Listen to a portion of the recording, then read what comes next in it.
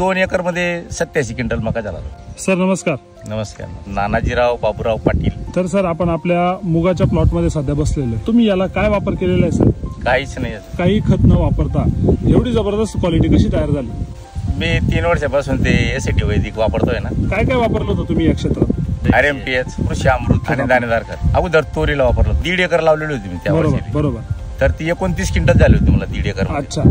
त्याच्यानंतर मग मी आता जे लावली मागच्या वर्षी 1 एकर लावलेली होती, 25 क्विंटल आली मला। त्याच्यावर मग ते तूर नंतर मग दुसरं काही नाही, फक्त मका लावला होता। 2 एकर मध्ये 87 क्विंटल मका झाला। म्हणजे तरी सुद्धा लागला होता, तरी सुद्धा मकाला काहीच खत दिलं नाही। त्याच्यावरती काय लावली आता? आता मूग आणि तूर लावलेली। मूग आणि तूर लावलेली आपण तूर पण इथं बघू शकतो। तर साधारण याला काही तुम्ही टाकलेलं नाही? काहीच नाही अजून दिलं। बरोबर। आणि याला फक्त एक पाऊस पडलेला लागवड झाल्यानंतर, बस 8-10 तास होतो, पाऊस म्हणता येत नाही।